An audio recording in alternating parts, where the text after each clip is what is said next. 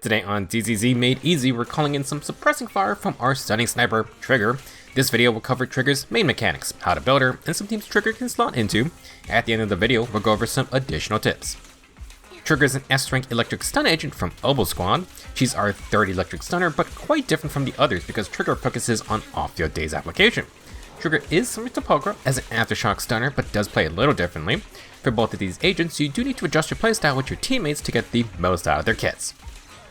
We need to start with Trigger's basic attacks. She has a 4-part combo and deals electric damage on the 4th sniper shot. You may have noticed that Trigger actually still deals physical damage on the 4th string, and this is coming from the gun strapped on her hips.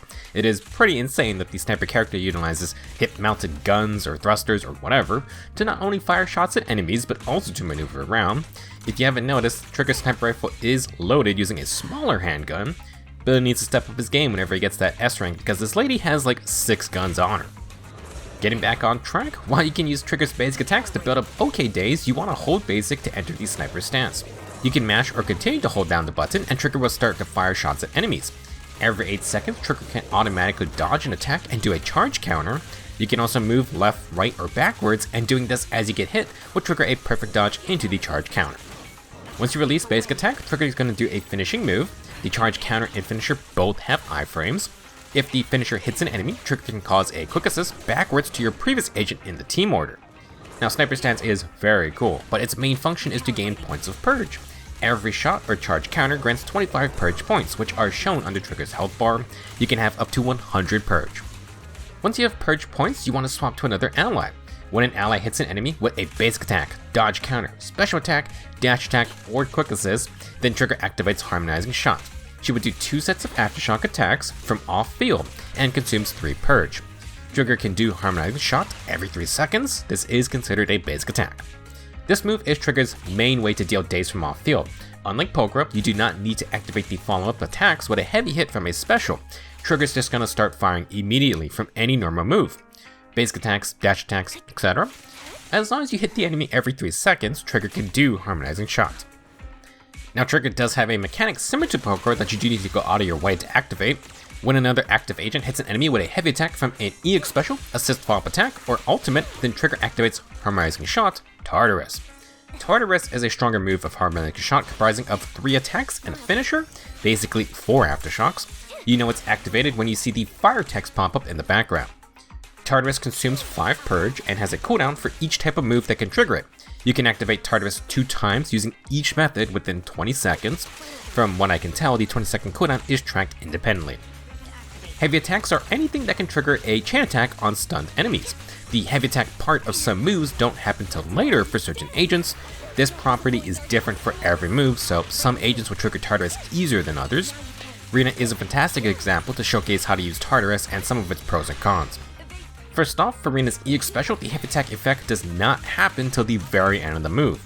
Normally, you want a quick assist earlier so your DPS agent can get more time with Rena's buffs. If you want to trigger Tartarus though, you must stay on Rena till the fire text pops up, then you can swap out.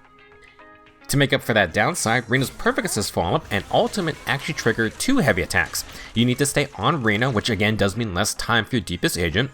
However, due to the 2 activations per 20-second limit on Tartarus, this means Rena can trigger both uses by herself. You do not need to rely on your 3rd teammate to get another Tartarus trigger. Now, another Tartarus interaction I want to highlight is Astra. Tartarus needs a heavy attack from an EX special. Unfortunately, Astra's EX special is her little Tremolo Falling Stars attack, which she does from off-field. This means for Astra teams, your main DPS is the sole way to activate Tartarus via EX special. This also goes for the assist follow-up because Astra never comes in for the perfect assist due to how her singing state works. Does all of this mean Astra's a bad teammate? No, Astra's still busted. You will stun slower, however if you look at the days values for regular Harmonizing Shot versus Tartarus, Harmonizing Shot has a 109% total days multiplier at level 12. Tartarus, despite requiring extra setup, only does 129%. Now, the idea is to activate Tartarus during the 3-second cooldown of Harmonizing Shot. In that regard, it's still an important aspect of Trigger's kit. To synergize with the off-field days application, we have Trigger's core passive. When Trigger's aftershocks hit an enemy, the enemy's stun damage multiplier increases by 35% for 5 seconds at core passive level F. This might not make sense at first, but the 35% damage multiplier is going to apply outside of the stun phase. For some perspective, Chingy can increase the multiplier by 80% but needs on-field time. Lycon needs to hit a stunned foe for his own 35%. Both of these only work on stunned enemies and stacks with the 100% or whatever natural multiplier occurs. Trigger's 35% bonus works all the time basically. She can do an aftershock move every 3 seconds at the slowest. The core passive will last for 5 seconds after. For her additional ability, Trigger needs an attack agent or an electric agent, slightly unusual conditions. For every 1% crit rate above 40%, Trigger gains 1.5% days dealt by her aftershocks. This has a maximum bonus of 75% extra days. You can reach this by getting Trigger to a very high 90% crit rate. If you do not have her signature, it will be nearly impossible to hit this cap. That's okay though, because unlike Evelyn, this isn't a must-hit number. Since stunners can only get impact from so many sources, this additional ability allows you to build crit rate instead for faster stunning. It's a great bonus, but you don't need to stress insanely hard about it. Please take note, the day's bonus only applies to Trigger's aftershock moves, Harmonizing Shot and Tartarus. This is not going to apply to her regular basics, her EX special, her defensive assistant follow-up, and not to her ultimate. Her aftershocks are the main way to build up days, but Trigger has other methods as well. On that topic, we can move on to Trigger's special and EX special. Pressing special attack will make Trigger gap close for an electric slash. If you have 60 energy, you can do Trigger's EX special. This is a longer melee slash ending with a shot and it gives full iframes. If Trigger can hit her shot, she activates a quick assist backwards like her sniper stance finisher. In addition, Trigger enters the coordinated support state. We'll come back to this in just a second. For Trigger's ultimate, she lines up a sweet quick scope for good days buildup, and this shot also activates a backwards quick assist. Like the EX special, Trigger will enter the coordinated support state afterwards. Coordinated support is designated by Trigger's purge bar glowing yellow. In this state, any attack from an ally will make Trigger do Harmonizing Shot at cost no purge, and it has no cooldown restriction. Basically, as long as you keep attacking, so will Trigger.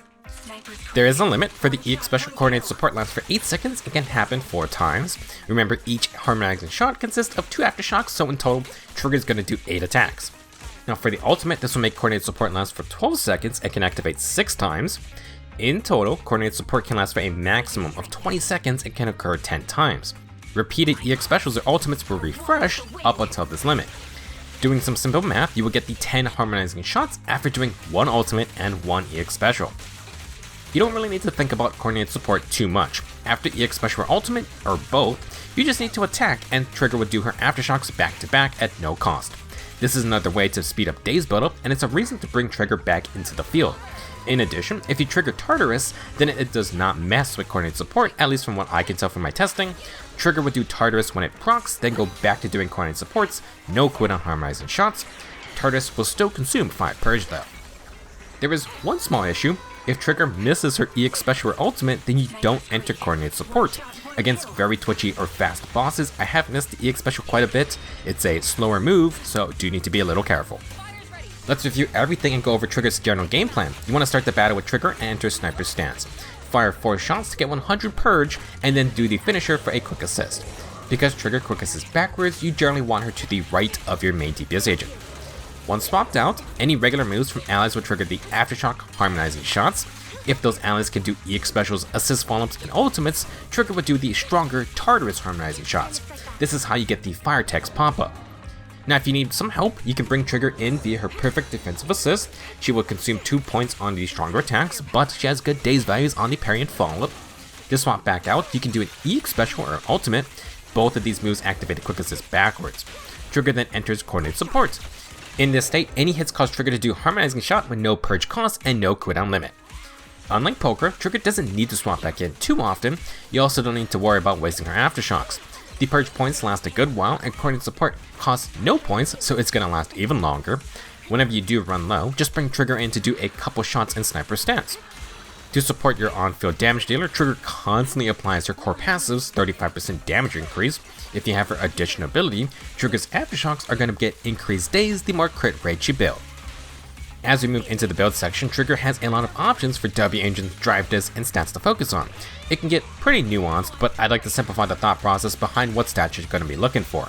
First off, Trigger's additional ability is the crit rate to bonus days conversion. The big thing to note though is that this extra days only applies to Trigger's aftershock attacks. Our main priority is still impact if you want Trigger to stun faster.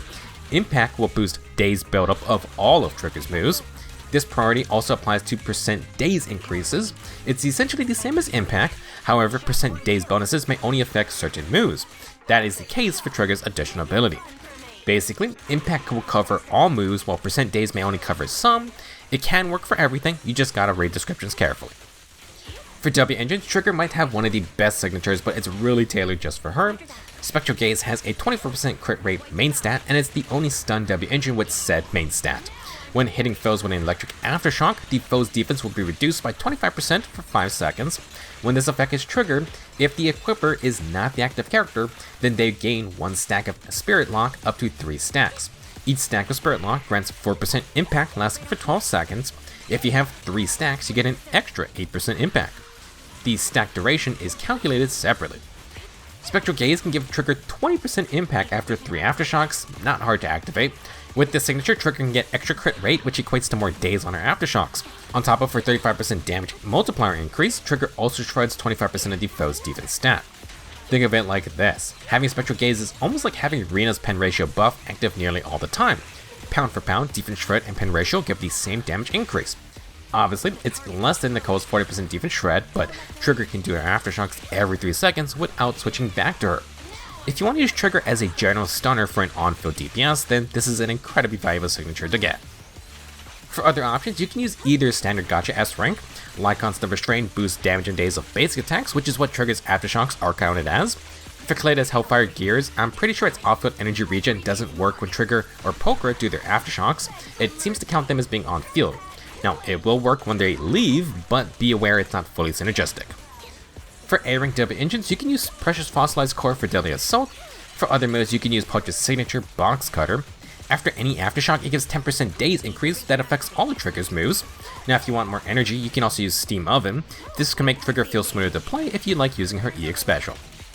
Last, there is Anby's signature, Damara Battery. The impact and extra electric damage are nice, but unfortunately the energy generation rate would only affect Trigger's on-field moves. For more passive energy, you want energy regen, not generation rate.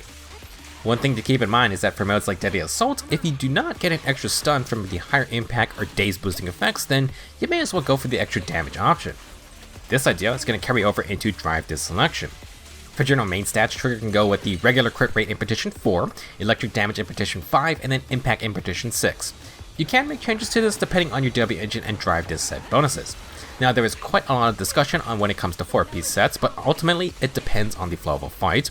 The 2 main 4-piece sets are Shadow Harmony and Shockstar Disco. Shadow Harmony can give 50% aftershock damage, 12% attack, and 12% crit rate. Trigger can keep its effects active basically permanently. As for Shockstar Disco, you get 6% impact and basic attacks, aka Trigger's aftershocks would deal 20% extra days.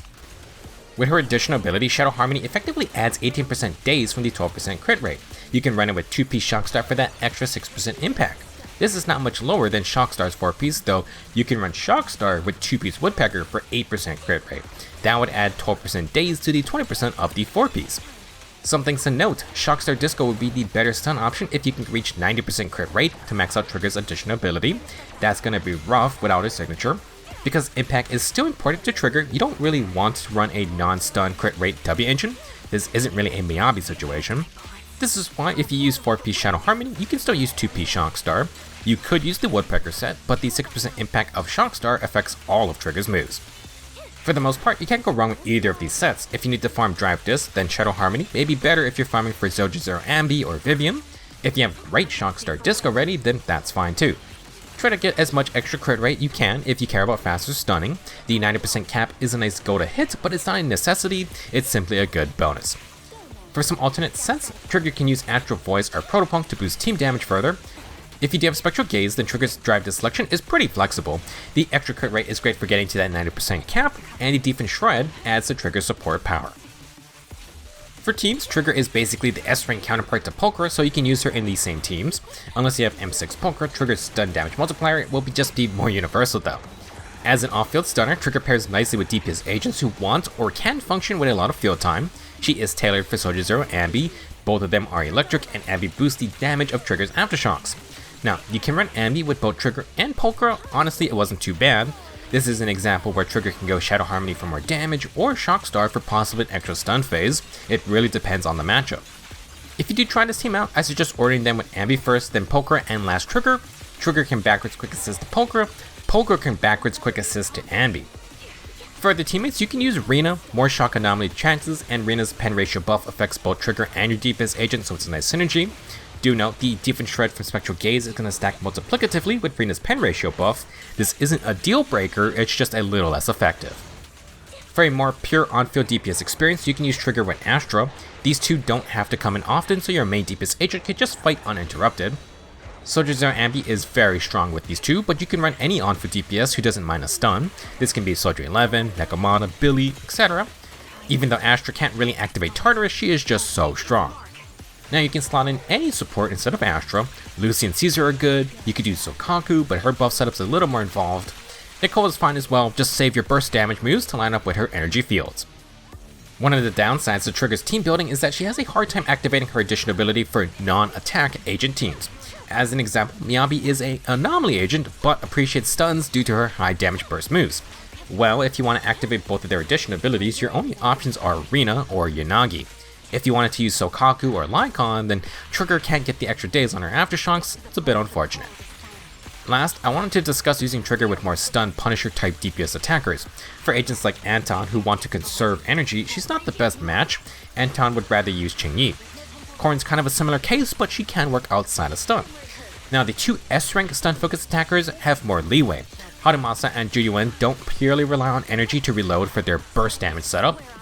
These two both enjoy uninterrupted time to pull off their damage combos, but if you want, they can be played on field more. For Harumasa, he would prefer a full electric team to get shock on the enemy. Against foes with Anomaly, Harumasa can function much better when on fielding. As for Juyuan, the more I play her on field with Nicole, the more I find this playstyle preferable to the regular setup with like Stun Anby. It's not the safest, but it's really fun, and if I can get 20k for Daily Assault, then that's good enough for me. Compared to Astra and Nicole, it's not necessarily more damage, but it does feel like a more comfy team due to the faster stuns. At the time of this recording, Hugo is not out yet, but we know what he basically does from the special program. Hugo is the ultimate stun Punisher type attacker. He literally ends the stun phase earlier and boosts his damage based on the time remaining, so his entire goal is to get as many stuns as possible. I don't know if she will beat Lighter, but you could try Trigger with Lycon for the double stun team. Off-field days from Trigger, on-field days from Lycon, and they both increase the stun damage multiplier. In theory, it should be a totally fine team. Real quick, let's talk about a couple of Trigger's Mindscapes. M1 increases the core passive stun damage multiplier by 20%. The new max would be 55%, which is pretty crazy. In addition, Harmonizing Shot now has a 2-second cooldown versus 3. Trigger gains extra purge in sniper stance, and she has a higher 125 purge point max. Mindscape 1 is excellent. More team damage, faster stuns, and more purge points to store up. With Mindscape 2, Trigger can grant another 24% crit damage for the team, which is nice, but not really a big game-changing Mindscape. Personally, I would probably go for Trigger's signature over M1. M1 is good, but having Spectral Gaze just adds a valuable defense shred damage boost, and it makes reaching the 90% crit rate for the addition ability much easier. It's still RNG, but the W agent is technically easier to get as well. For the after party tips section, I have a lot to talk about because Trigger is a really fun agent to play as. Sadly, some of this stuff won't be that relevant since Trigger operates from off-field. Starting off, Trigger does have damage falloff, and this also means days falloff. It's not the best to start shooting from far away, but Trigger's 4th basic attack will pull her into max damage range. Good to know if an enemy slips away. For Trigger's ultimate, I don't believe it has any falloff. It seems to keep its damage and days from a good distance. As long as you can hit the enemy, you should be good. Sniper stance has a ton of cool aspects. You don't want to stay in this mode, but here are some good tips to know. First off, the initial activation can trigger the perfect dodge into charge counter move. This is a little tough to time from a basic attack. For a more reliable method, you can enter sniper stance straight after a dodge counter. Just hold basic attack on the dodge counter input. Against consecutive attacks, this seems to have a lot, if not full, iframes, and you can go directly into the charge counter if done during an attack. It's super stylish and safe. To take this a step further, you can dodge while in sniper stance to cancel it entirely. This isn't going to do the finisher, but you can do a perfect dodge plus dodge counter right back into sniper stance. It's very cool. One more sniper stance use is that the finisher is a heavy attack. You can initiate the stance by holding basic, then releasing the button once it starts to go into the finisher directly. A reminder that the finisher has full iframes. Next, I want to talk about agent swapping with Trigger. You don't have to use your quick assist if you don't want to. For the EX special, it's a very long move. You can swap early and Trigger can land the attack and still enter coordinated support. That's no problem. Now during sniper stance, you can also swap off and Trigger can do her charge counter and or finishing move. You're not going to get the quick assist, but if that's fine with you, then nothing wrong with it. A slight downside is that if you swap early and hit the enemy, Trigger will get pulled from her finisher or counter to then start Harmonizing shot. It's not a big deal, just a notice. One way to get around this is to swap out with perfect assist. Trigger will finish your attacks, and right after your assist follow-up, you activate Tartarus. While in the sniper stance, you can activate the perfect dodge plus charge counter at the same time as the perfect assist. Now, if Trigger is doing an aftershock attack, you can switch into her and you're going to take her place wherever she is. This can be a little disorienting, so be prepared. If you do this, Trigger can shortcut into her 3rd and 4th basics, which do good daze buildup. Bonus points if you're using Shockstar Disco. This leads us to more of Trigger's on-field moves. Trigger's quick assist has the same animation as the dodge counter. Both of these moves also shortcut to the 3rd basic attack. If you have an opening, I would finish off with the 3rd and 4th basic. If you need safety, hold basic attack to enter the sniper stance and get that perfect dodge activation. Trigger's dash attack is a super quick shot and again leads into her 3rd and 4th basic. Essentially, you can skip Trigger's 1st and 2nd basic attacks with most of her moves. The 2nd basic is a very cool backflip, but it takes time. The dash attack, meanwhile, is an almost instant shot right into the higher daze 3rd and 4th strings. For a useful tip, Trigger's standing dodge is also a backflip. This move has some lag before being able to do the dash attack. For a more responsive feel, you want to dodge in a direction, then attack. Let's put some of these ideas together. Against an aggressive enemy, you can perfect dodge plus dodge counter, then go directly into sniper stance for more safety. If you get the charge counter, let that finish, but then cancel sniper stance using a dodge. From the dodge, start the dash attack, and then continue into the 3rd and 4th basic. You can combine all of these tactics for a pretty fun on-field playstyle for Trigger. Sadly, her kit does not reward you for doing so. The core passive and additional ability only activate on the aftershocks. This is mainly why trying to do something like a main DPS sniper stance playstyle isn't really worth the hassle. You can try though. Bit of a shame because sniper stance is very cinematic with that lower camera angle. Let's hope they continue experimenting with these alternate stance type modes in the future. Flashy quickscopes and dodging aside, Trigger is a very solid stun agent. She may be electric like Qingyi, but they cater to different playstyles. Depending on your team comp and the game build, Trigger can run a variety of different builds. It may be a little annoying to swap gear around, but I implore you to experiment. That's all I have for now. Thank you for watching, and don't get too dazed by the stunning sniper. I will see you in the next video.